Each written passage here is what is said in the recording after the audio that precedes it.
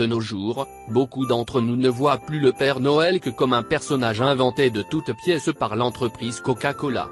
Ce qui est bien dommage. Car, oui, en effet, cette marque a influencé le look du Père Noël, mais, non, ce n'est pas elle qui l'a inventé. Je vous propose à présent de dresser un bref récapitulatif de l'histoire du Père Noël.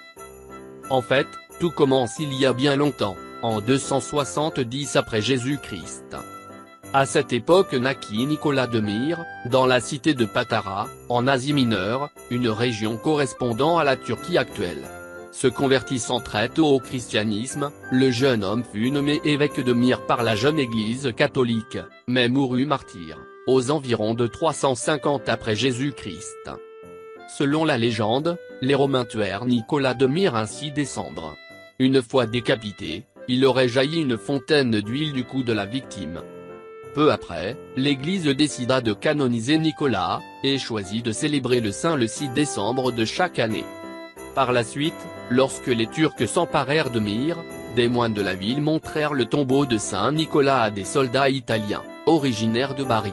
Ouvrant le cercueil, ils trouvèrent les ossements du saint baignant dans l'huile, selon la légende.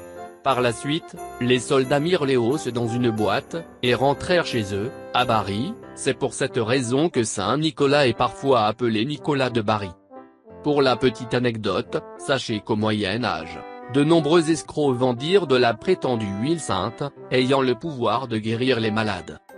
Puis, dans le courant du Xi siècle, un chevalier lorrain revenant de la croisade passa par Bari, où étaient entreposées les reliques de Saint Nicolas. C'est ainsi qu'il exporta le culte de ce saint dans le nord de la France, emportant quelques os au passage. Au fil des siècles, le culte de Saint Nicolas évolua, jusqu'à devenir ce que connaissent aujourd'hui les habitants du nord de la France, de la Belgique et des Pays-Bas. Dans la nuit du 5 au 6 décembre, Saint Nicolas se rend dans les chaumières afin de demander aux enfants s'ils ont été obéissants. Ces derniers laissent alors leurs souliers devant la cheminée ou devant la porte, ainsi que sucre, du lait et une carotte pour la mule qui porte Saint Nicolas. Les enfants qui ont été sages au cours de l'année reçoivent donc des cadeaux, mais pas les enfants qui furent méchants. En effet, ces derniers reçoivent alors des coups de fouet, administrés par le père Fouettard, un sombre ladre tout de noir vêtu. Au Xi siècle, la réforme protestante mit fin au culte de Saint Nicolas dans de nombreuses régions d'Europe du Nord, voulant mettre un terme à ces actes de dévotion d'origine catholique. Cependant, les habitants de Pays-Bas, bien que protestants, décidèrent de conserver la fête de Saint-Éclat, c'est ainsi qu'est nommé Saint Nicolas en langue flamande. Au cours du Xi siècle, la Saint Nicolas immigra elle aussi, accompagnant ces Hollandais venus s'installer en Amérique. Ces derniers fondèrent Nieuw Amsterdam, qui, en 1664, suite à la prise de la ville par les Anglais, fut rebaptisé New York.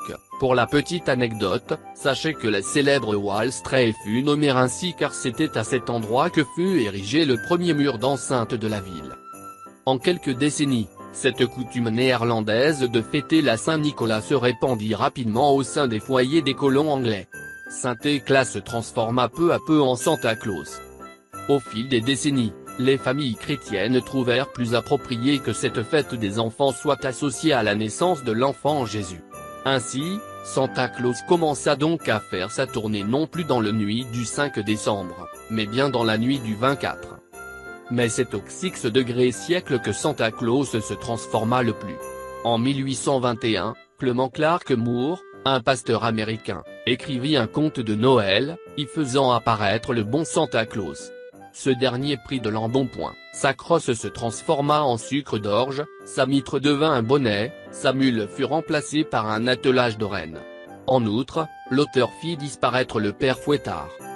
Au fil des années, Santa Claus prit du poids, d'un évêque plutôt maigre à l'origine, il devint le gros bonhomme que nous connaissons aujourd'hui. En 1863, Santa Claus troqua ses habits d'évêque contre un costume rouge avec fourrure blanche, rehaussé d'une large ceinture de cuir. Il fut représenté ainsi par Thomas Nast, illustrateur et caricaturiste au journal New Yorker Harper Illustrated Weekly. L'histoire du Père Noël. De nos jours, beaucoup d'entre nous ne voient plus le Père Noël que comme un personnage inventé de toutes pièces par l'entreprise Coca-Cola. ce qui est bien dommage. Car, oui, en effet, cette marque a influencé le look du Père Noël, mais, non, ce n'est pas elle qui l'a inventé. Je vous propose à présent de dresser un bref récapitulatif de l'histoire du Père Noël. L'histoire du Père Noël, ou comment Saint Nicolas se transforma en Santa Claus. En fait, tout commence il y a bien longtemps, en 270 après Jésus-Christ. À cette époque naquit Nicolas de Myre, dans la cité de Patara, en Asie mineure, une région correspondant à la Turquie actuelle. Se convertissant très tôt au christianisme, le jeune homme fut nommé évêque de Myre par la jeune église catholique, mais mourut martyr, aux environs de 350 après Jésus-Christ. Selon la légende, les Romains tuèrent Nicolas de Myre ainsi décembre. Une fois décapité, il aurait jailli une fontaine d'huile du cou de la victime. Peu après, l'Église décida de canoniser Nicolas, et choisit de célébrer le saint le 6 décembre de chaque année. Par la suite, lorsque les Turcs s'emparèrent de Myre, des moines de la ville montrèrent le tombeau de Saint Nicolas à des soldats italiens, originaires de Bari. Ouvrant le cercueil, ils trouvèrent les ossements du saint baignant dans l'huile, selon la légende. Par la suite, les soldats mirent les os dans une boîte, et rentrèrent chez eux, à Bari. C'est pour cette raison que Saint Nicolas est parfois appelé Nicolas de Bari. Pour la petite anecdote, sachez qu'au Moyen Âge, de nombreux escrocs vendirent de la prétendue huile sainte, ayant le pouvoir de guérir les malades. Puis, dans le courant du Xi siècle, un chevalier lorrain revenant de la croisade passa par Bari, où étaient entreposées les reliques de Saint Nicolas. C'est ainsi qu'il exporta le culte de ce saint dans le nord de la France, emportant quelques os au passage. Au fil des siècles, le culte de Saint Nicolas évolua, jusqu'à devenir ce que connaissent aujourd'hui les habitants du nord de la France, de la Belgique et des Pays-Bas. Dans la nuit du 5 au 6 décembre, Saint Nicolas se rend dans les chaumières afin de demander aux enfants s'ils ont été obéissants.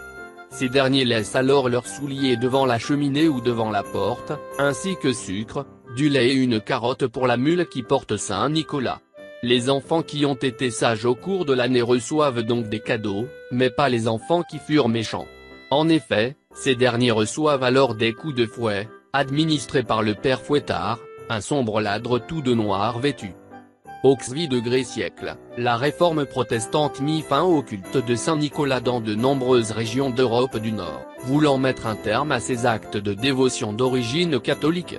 Cependant, les habitants de Pays-Bas, bien que protestants, décidèrent de conserver la fête de Saint-Éclat, c'est ainsi qu'est nommé Saint Nicolas en langue flamande. Au cours du XI siècle, la Saint Nicolas immigra elle aussi, accompagnant ces Hollandais venus s'installer en Amérique. Ces derniers fondèrent New Amsterdam, qui, en 1664, suite à la prise de la ville par les Anglais, fut rebaptisé New York. Pour la petite anecdote, sachez que la célèbre Wall Street fut nommée ainsi car c'était à cet endroit que fut érigé le premier mur d'enceinte de la ville. En quelques décennies, cette coutume néerlandaise de fêter la Saint-Nicolas se répandit rapidement au sein des foyers des colons anglais. Saint-Éclat se transforma peu à peu en Santa Claus. Au fil des décennies, les familles chrétiennes trouvèrent plus approprié que cette fête des enfants soit associée à la naissance de l'enfant Jésus. Ainsi, Santa Claus commença donc à faire sa tournée non plus dans la nuit du 5 décembre, mais bien dans la nuit du 24. Mais c'est au XI siècle que Santa Claus se transforma le plus. En 1821, Clement Clarke Moore, un pasteur américain, écrivit un conte de Noël, y faisant apparaître le bon Santa Claus. Ce dernier prit de l'embonpoint, sa crosse se transforma en sucre d'orge, sa mitre devint un bonnet, sa mule fut remplacée par un attelage de rennes. En outre, l'auteur fit disparaître le père Fouettard. Au fil des années, Santa Claus prit du poids, d'un évêque plutôt maigre à l'origine, il devint le gros bonhomme que nous connaissons aujourd'hui. En 1863, Santa Claus troqua ses habits d'évêque contre un costume rouge avec fourrure blanche, rehaussé d'une large ceinture de cuir. Il fut représenté ainsi par Thomas Nast, illustrateur et caricaturiste au journal New Yorker Harper Illustrated Weekly. La première représentation de Santa Claus par Thomas Nast, janvier 1863. L'on peut voir ce personnage à droite de l'image, assis sur un traîneau tiré par des rennes, distribuant des cadeaux aux soldats. Au cours des décennies qui suivirent, Nast dessina des centaines de Pères Noël, uniformisant ainsi l'image de ce personnage dans l'inconscient collectif. En 1885, Nast décida aussi que l'antre de Santa Claus se trouvait au pôle Nord. Le dessin qu'il réalisa représentait deux enfants regardant, sur une carte du monde, le tracé du parcours de Santa Claus depuis le pôle Nord jusqu'aux États-Unis. Dans l'Europe germanique, un autre personnage chrétien fait parler de lui, Saint Nicolas. Cet évêque, ayant vécu à la fin du IIIe siècle au sud de l'actuelle Turquie, est paré de nombreuses vertus. On raconte que par sa générosité, il a réalisé des miracles. D'autres disent qu'il aurait ressuscité des enfants tués par un boucher. Le saint devient le protecteur des petits. La tradition germanique célèbre sa mort, le 6 décembre, en distribuant des cadeaux aux enfants sages. La figure de Saint Nicolas est née. Le saint descend du ciel dans la nuit du 5 au 6 décembre, accompagné d'un âne ou d'un cheval blanc, selon les pays. Il se glisse dans les cheminées, et distribue cadeaux et friandises. Sa monture, elle, se nourrit des pommes et des carottes laissées par les enfants. Mais gare à ceux qui n'ont pas été sages. Le compère de Saint Nicolas, le père Fouettard, est chargé de punir les vilains enfants. Les célébrations de la Saint-Nicolas s'étendent à l'Europe du Nord, centrale et de l'Est. En France, il est fêté dans les Flandres, en Alsace, en Champagne et en Franche-Comté. Au XIXe siècle, les Hollandais migrants aux États-Unis importent la tradition de Saint-Hercle, qui deviendra par déformation Santa Claus.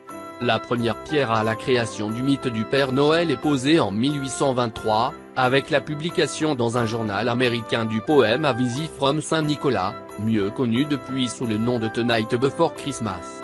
L'œuvre raconte la venue de Saint Nicolas, un sympathique lutin dodu et souriant, qui descend du ciel dans un traîneau tiré par 8 rennes, et distribue des cadeaux aux enfants dans la nuit du 24 au 25 décembre. Dans les décennies suivantes, l'imagerie de Santa Claus varie au gré des illustrateurs et des nouvelles histoires inventées par les romanciers.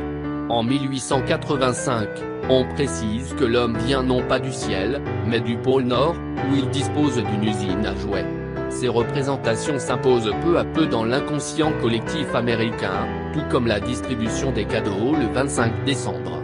Notre Père Noël actuel prend forme en 1931, quand la marque de soda Coca-Cola cherche un moyen de vendre ses boissons en hiver. Elle charge l'illustrateur Adodon Saint-Blom de trouver une mascotte. Ce dernier s'oriente vers Santa Claus, et s'inspire de précédentes représentations parues dans la presse du début du siècle, et montrant un vieil homme habillé en rouge et en blanc. Les couleurs de Coca-Cola. Adodon Saint-Blom accentue dans sa publicité la jovialité et la bonhomie du vieil homme. Le Père Noël moderne est né, et son image s'impose dans tous les États-Unis. En Europe, c'est une autre histoire. La tradition de la Saint-Nicolas est toujours très vivace dans les pays de tradition germanique et dans l'est de la France, tandis qu'un conte de Noël de Charles Dickens, paru en 1843 au Royaume-Uni, met l'accent sur l'esprit de générosité personnelle et de rédemption durant cette période. Il faudra attendre la fin de la Seconde Guerre mondiale pour que le Père Noël débarque brusquement dans les foyers européens. Notre pays succombe rapidement à l'aura de ce personnage lié à la séduisante American Way of Life et importe des traditions qui lui sont peu ou pas connues, le sapin richement décoré, le papier cadeau, les cartes de vœux, et les cadeaux bien plus onéreux que la traditionnelle orange dévolue aux enfants. Le Père Noël brûlé devant la cathédrale de Dijon en 1951. Ce mouvement n'est pas pour plaire à l'Église catholique, qui voit d'un très mauvais œil ce personnage païen détournant les familles du message de la naissance du Christ. Cette défiance est illustrée de manière spectaculaire à Dijon, le 23 décembre 1951, le Père Noël est brûlé comme un hérétique devant les grilles de la cathédrale de la ville. Il ne s'agissait pas d'une attraction, mais d'un geste symbolique. Le Père Noël a été sacrifié en holocauste. À la vérité, le mensonge ne peut éveiller le sentiment religieux chez l'enfant et n'est en aucune façon une méthode d'éducation, écrivait l'église de Dijon. Pour nous, chrétiens, la fête de Noël doit rester la fête anniversaire de la naissance du Sauveur. L'épiscopat français approuve cette action, et déplore que le Père Noël et le sapin se sont introduits dans les écoles publiques alors qu'ils sont la réminiscence de cérémonies païennes liées au culte de la nature qui n'ont rien de chrétienne alors qu'au nom d'une laïcité outrancière la crèche est scrupuleusement bannie des mêmes écoles. Ces résistances de l'Église catholique française seront vaines face à la puissance du Père Noël, et des célébrations associées. Mais rien est figé, et l'imagerie de Noël pourrait encore évoluer dans les siècles à venir.